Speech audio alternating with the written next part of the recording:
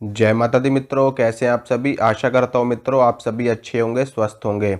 मित्रों, आज मैं आपको माता महाकाली की साधना बताऊंगा और शाबर मंत्र की साधनाएं, क्योंकि आप लोग जानते हो कि शाबर मंत्र बहुत ही जल्दी सिद्ध होते हैं और भगवान शंकर द्वारा ये मंत्र कीलित नहीं किए गए हैं। इसी कारण से इन मंत्रों की सिद्धि बहुत ही जल्दी प्राप्त होती है। आप ये समझ लीजिए कि जिस दिन से आप इन मंत्रों का जाप करना शुरू करते हो उसी दिन से इनका असर, इनका प्रभाव, इनकी शक्ति साधक को, भक्त को दिखनी शुरू हो जाती है। इसी कारण से आज मैं आपको माता महाकाली का शाबर मंत्र बताऊंगा। इस मंत्र से आप माता महाकाली की सिद्धि प्राप्त कर सकते हैं, माता महाकाली के दर्शन प्राप्त कर सकते हैं और माता महाकाली की सिद्धि प्राप्त करके आप किसी भी प्रकार के तंत्र को नष्ट कर सकते हैं, किसी भी प्रकार के किए कराए को, ऊपरी बाधा को सदा सर्वदा के लिए काट सकते हैं। तो मित्रों, साधना बताने से पहले, मंत्र बताने से पहले मैं आपको थोड़ी सी जानकारी दे देना चाहता हूँ कि मित्रों ये जो साधना है, ये साधना आप गुप्त नवरात्रों में कर सकते हो, होली पे कर सकते हो, दीपावली पे कर सकते। अगर आप होली की रात को और दीपावली की रात में ये साधना करते हो तो आपको एक ही दिन में ये साधना सिद्ध हो जाएगी।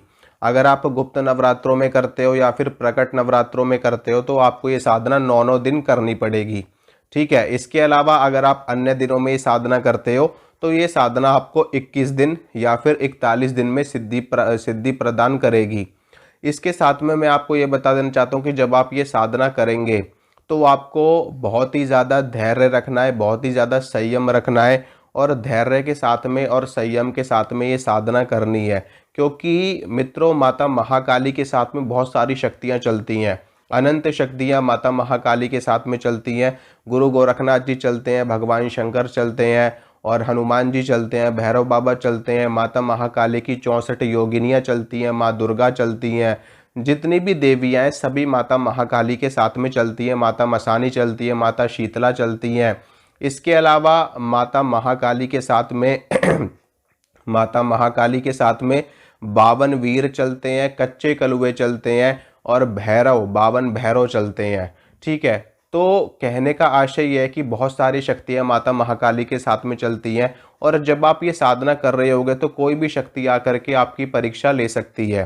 परीक्षा जैसे कि आप सो रहे हो तो सोते वक्त कोई शक्ति आकर के आपको डरा सकती है या फिर आपको स्वप्न में डरावने चित्र दिखाई दे सकते हैं, आपको स्वप्न में शमशान दिखाई दे सकता है, आपको स्वप्न में कटा हुआ सिर दिखाई दे सकता है, आपको स्वप्न में रक्त दिखाई दे सकता है।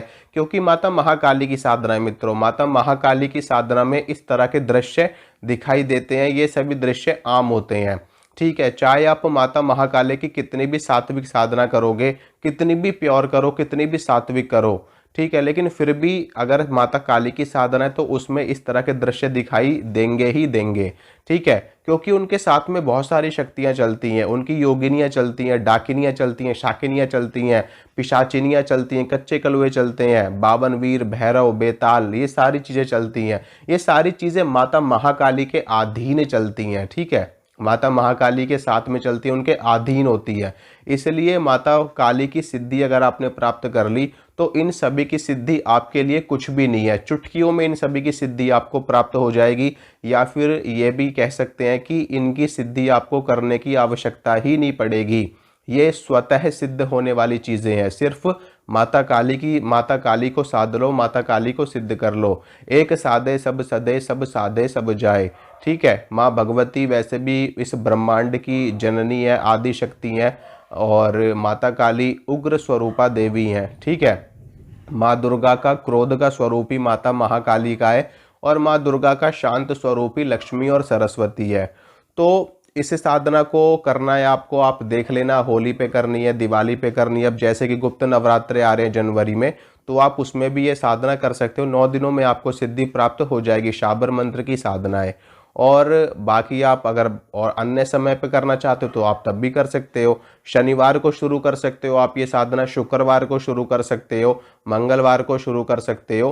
ठीक है। मंगल, शुक्र और शनि माता काली के ही दिन है। शुक्रवार समस्त देवियों का दिन है और मंगल शनि माता काली का दिन है। तो इन दिनों में आप ये साधना शुरू कर सकते हो और इसमें आपको ब्रह्मचर्य का पालन करना जब तक आपकी साधना चलेगी, जब तक आप सिद्धि करोगे। 9 दिनों की कर रहे हो तो 9 दिनों तक, एक दिन की करोगे तो एक दिन तक।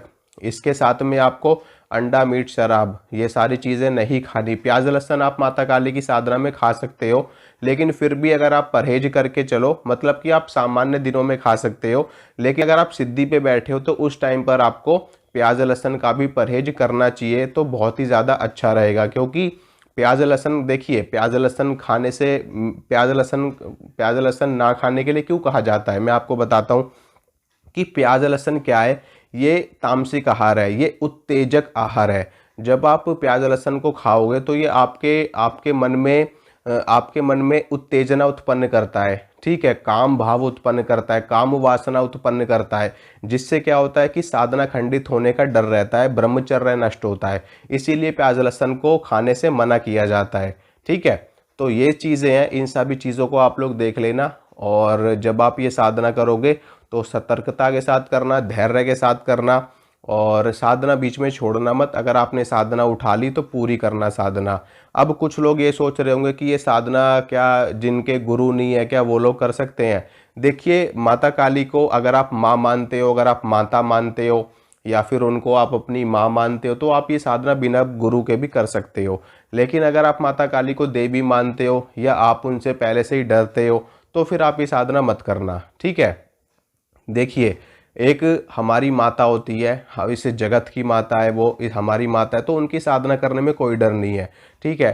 एक तरीके से आप ये समझ लो कि मैं उनकी साधना नहीं कर रहा, मैं उनकी सेवा कर रहा हूँ। और माँ की सेवा कौन नहीं करता, हर कोई करता है। तो माँ की सेवा करने में किस बात का डर, ठीक है। तो आप ये साधना कर लेना। और अगर आपको डर लगे, अगर आपको भय लगे, आप नहीं कर सकते हो तो मत करना फिर। तो ये आपका चुनाव है। अब मैं आपको बताता हूँ साधना। साधना कैसे करनी है, देखिए एक लकड़ी की चौकी के ऊपर आपको लाल रंग का या फिर काले रंग का वस्त्र बिछाना है लकड़ी की चौकी के ऊपर। आप प्लास्टिक की भी ले सकते हो, या फिर आपके पास में कोई टेबल, कोई स्टूल हो, कुछ भी आप ले सकते हो अपनी सुविधा के अनुसार। उसके ऊपर लाल रंग का या फिर काले रंग का वस्त्र बिछाना। वस्त्र बिछाने के बाद में उसके ऊपर आपको चावलों की ढेरी बनानी है, यानी कि चावल फैला देने हैं पूरे में। और स्वास्तिक बना सकते हो आप, या फिर अष्टदल कमल बना सकते हो, या फिर स्वास्तिक बना सकते हो। उसके ऊपर आपको माता काली की चित्र, फोटो, तस्वीर जो भी आपके पास है वो आपको स्थापित करना है। मूर्ति हो तो मूर्ति स्थापित कर देना। उसके बाद में थोड़ी सी आपको चावलों की ढेरी बनानी है। उसके ऊपर माता महाकाली का यंत्र आपको स्थापित करना है। यंत्र आपको बड़ी ही सरलता के साथ मिल जाएगा, आप चले जाना मार्केट में, यंत्र मिल जाएगा। अगर यंत्र नहीं रखोगे तो भी कोई दिक्कत नहीं है। वैसे भी उनके प्रतीक के स्वरूप में आपने उनकी फोटो रख रखी है, मूर्ति उनकी रख रखी है। अगर मूर्ति रख रहे हो तो यंत्र की भी आवश्यकता नहीं है, फोटो की भी आवश्यकता नहीं है। उनके प्रतीक के स्वरूप में कोई चीज़ रखी जाती है। जब हमारे पास में किसी देवी या किसी देवता की फोटो या तस्वीर नहीं होती तो हम यंत्र को स्थापित करते हैं, ठीक है। अगर आपके पास फोटो तस्वीर है तो आपको यंत्र रखने की कोई आवश्यकता नहीं है। फोटो रखना, तस्वीर रखना माता की, माता के समक्ष सरसों के तेल का दीपक प्रज्वलित करना। माता काली को भोग प्रसाद में आप नींबू दे सकते हो, नींबू की माला उनको चढ़ा सकते हो, और 5 प्रकार की 7 प्रकार की मिठाई चढ़ा सकते हो। लौंग, इलायची, बताशे का भोग आप माता काली को लगा सकते हो। मीठा पान आप उनको चढ़ा सकते हो, लड्डू चढ़ा सकते हो, बर्फ़ी चढ़ा सकते हो, पंचमेवा चढ़ा सकते हो, और अनार का फल आप माता काली को चढ़ा सकते हो। शहद का भोग आप माता काली को लगा सकते हो। खीर का भोग माता काली को लगा सकते हो। तो जो भी आपका सामर्थ्य हो, जो भी आपके पास उपस्थित हो, वो आप माता काली को भोग के रूप में दे सकते हो। इसके बाद में आपको क्या करना है, सर्वप्रथम आपको भगवान गणेश की पूजा अर्चना करनी है, भगवान गणेश को प्रणाम करना है। और भगवान गणेश को प्रणाम करना है, भगवान शंकर को प्रणाम करना है। इन दोनों को प्रणाम करने के बाद में आप माता काली के मंत्र का जाप कर सकते हो रुद्राक्ष की माला पे। मंत्र मैं आपको बताता हूँ, मंत्र सुनिए। ओम क्रीम कालिका 16 वर्षीय जवान, हाथ में खड़क खप्पर तीर कमान, गले नर मुंड माला रहे शमशान। आओ आओ माँ काली के मेरा कहना मान, नहीं आए कालिका तो काल भैरव की दुहाई। ये मंत्र है, स्क्रीन पे भी ये मंत्र चल रहा होगा, वहाँ से भी आप लोग देख सकते हो। इस मंत्र की पूरी आपको 5 माला करनी है, ठीक है। रोज की आपको 5 माला करनी है। 9 दिनों तक, 9 दिनों की साधना कर रहे हो तो 9 दिनों तक आपकी 5 माला होगी। अगर 41 दिन की कर रहे हो तो 41 दिन तक 5 माला होगी। होली दीपावली पे कर रहे हो तो आपको 5 माला में ही सिद्धि मिल जाएगी, ठीक है, तो 5 माला कर लेना। और 5 माला करने के बाद में जो भी आपने मंत्र का जाप किया है वो माता काली को अर्पित कर देना, उनको समर्पित कर देना। अगर आपके कोई गुरु नहीं है तो आप भगवान शिव को अपना गुरु मान करके साधना कर सकते हो, नहीं तो आप अपने इष्ट को ही अपना गुरु मान करके साधना कर सकते हो, माता काली को ही आप अपना गुरु मान करके साधना कर सकते हो। ठीक है, कि हे देवी, हे भगवती, हे माता रानी, हमारा कोई गुरु नहीं है, इसलिए हम आपको ही अपना गुरु मान करके साधना कर रहे हैं, आप हमारी साधना सफल करना, सिद्ध करना। इस प्रकार से जब माता काली को अर्पित कर देना है आपको। उसके बाद में जब जप आप अर्पित कर दोगे तो उसके बाद में माता काली को प्रणाम करना, अपनी गलतियों के लिए क्षमा मांगना और हाथ जोड़ करके अपने आसन को प्रणाम करके आपको उठ जाना है। उसके बाद में वहीं पर आपको सो जाना है, ज़मीन पे ही। ज़मीन पे सो सको तो बहुत अच्छा है, अगर ज़मीन पे नहीं सो सकते तो आपको अलग बिस्तर पे सोना है।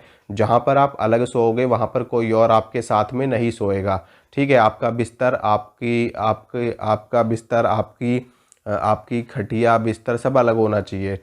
तो इसमें क्या होगा कि जब आप रात्रि काल में शयन करोगे, सो जाओगे, तो कोई अन्य व्यक्ति आपके साथ में रहेगा तो आपको अनुभव नहीं होंगे। ठीक है, मतलब अगर होंगे तो बहुत ही कम अनुभव होंगे। और फिर आप साधना में हो, आप इस वक्त उपासना में हो, भक्ति में हो, सेवा में हो, तो ऐसे में आप जितना ज़्यादा अपने आप को शुद्ध और पवित्र रखोगे उतना ही ज़्यादा बेस्ट रहेगा आपको। तो अनुभव होंगे, सपने में आपको माता काली के दर्शन हो सकते हैं और माता काली के दूतों के दर्शन हो सकते हैं, माता काली की योगिनियों के दर्शन हो सकते हैं। शमशान आपको दिखाई दे सकता है सपने में। आपको दीपक यानी कि अखंड ज्योति के दर्शन आपको हो सकते हैं। अखंड ज्योति जो माता की होती है, तेल की जो दीपक जलता है माता का, उसके दर्शन हो सकते हैं। और आपको माता काली के उग्र रूप के भी दर्शन हो सकते हैं। और आपको ऐसी स्त्री के भी दर्शन हो सकते हैं जो कि बहुत ही उग्र रूप आए, खुले खुले बाल है उनके और बहुत ही ज़्यादा भयावह उनकी आकृति है। इस तरह की महिला के आपको दर्शन हो सकते हैं।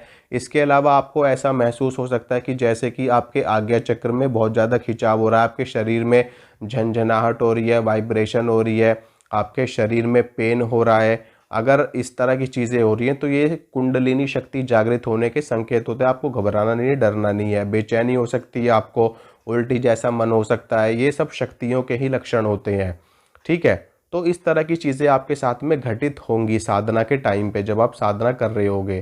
तो जब आपकी साधना पूरी हो जाएगी तो आपकी सिद्धि हो जाएगी। उसके बाद में आपकी जो भी इच्छा हो, जो भी मनोकामना हो, फिर उसके बाद में आप नियमित रूप से एक माला कर सकते हो।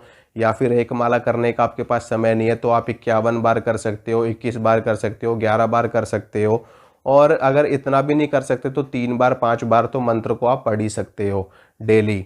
और जो भी आपकी मनोकामना है जो आपको माता काली से पूरी करवानी है, उसके लिए आपको क्या करना है कि अपनी मनोकामना भोजपत्र के ऊपर लिखना। ठीक है, भोजपत्र के ऊपर लिखने के बाद में उसको फोल्ड करना और आपको 11 रुपये लेने हैं और वो भोजपत्र का टुकड़ा, ठीक है, कलावा लेकर के उस 11 रुपये की अरदास को और भोजपत्र के टुकड़े को आपको कलावे से बांध देना है और माता काली से हाथ जोड़ करके और वो अरदास अपने हाथ में रख करके माता काली से प्रार्थना करनी है, हे माता काली, हमारी ये मनोकामना है, आप शीघ्र अतिशीघ्र इसको पूरी करवा दीजिए।